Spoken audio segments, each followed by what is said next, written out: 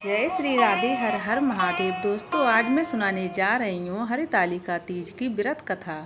पुराणों के अनुसार भगवान शिव माता पार्वती का पुनर्मिलन हुआ था। दोस्तों, एक बार भगवान शिव ने माता पार्वती को उनके पुनर्जन्म की याद दिलाने के लिए तीज की कथा सुनाई थी। कथा सुनाते समय भगवान शिव ने कहा, पार्वती, तुम मुझे पति के रूप में पाना चाहती थी, जिसके लिए तुमने हिमालय पर कठोर तप किया था।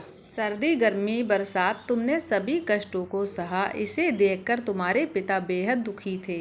एक बार विष्णु जी के कहने पर नारद जी तुम्हारे घर पहुँचे और उन्होंने जाकर तुम्हारे पिता से कहा, विष्णु भगवान तुम्हारी पुत्री से विवाह करना चाहते हैं। गिरिराज, आपकी क्या राय है? यह सब सुनकर गिरिराज बहुत प्रसन्न हुए और वे अपनी पुत्री का विवाह करवाने के लिए भगवान विष्णु से तैयार हो गए। ये समाचार नारद जी ने विष्णु भगवान को जाकर बताया, किंतु तुम्हें पता लगा तो तुम नाराज हो गई, क्योंकि तुमने तो मेरे लिए घोर तप किया था और तुम मन ही मन में मुझे अपना पति मान चुकी थी। यह बात तुमने अपनी सहेली को बताई थी।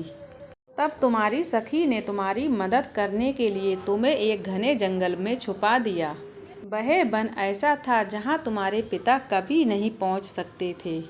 इस वन में तुम लगातार तप करती रही, परंतु तुम्हारे पिता तुम्हारे न मिलने पर बेहद परेशान थे। वे इस चिंता में थे कि अगर भगवान विष्णु बारात लेकर आ गए और तुम यहाँ पर नहीं मिली, तब मैं किसी के सामने क्या मुंह दिखाऊंगा। भोलेनाथ माता पार्वती से कहते हैं कि धरती पाताल एक करके तुम्हारे पिता तुम्हें नहीं ढूंढ पाए, क्योंकि तुम उस घने जंगल में एक गुफा के अंदर मेरी आराधना कर रही थी। तुमने एक रेत का शिवलिंग बनाया। तुम्हारी आराधना से प्रसन्न होकर मैंने मन ही मन में तुम्हारी मनोकामना पूरी करने का विचार किया।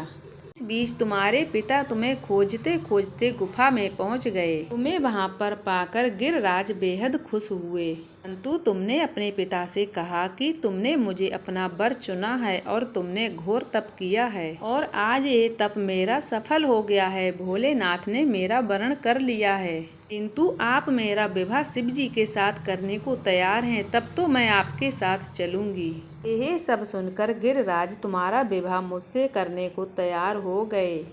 इसके बाद तुम्हारे पिता ने विधि विधान से हमारा विवाह संपन्न कराया।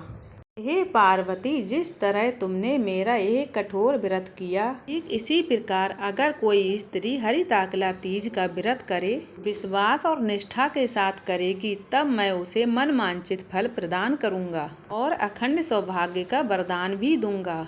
हे भोलेनाथ, इसी तरह सभी सुहागन का सौभाग्य बनाए रखिए। तो आज की कथा संपन्न हुई। मिलूंगी नेक्स्ट वीडियो में। जब तक के लिए जय जय श्री राधे, हर हर महादेव।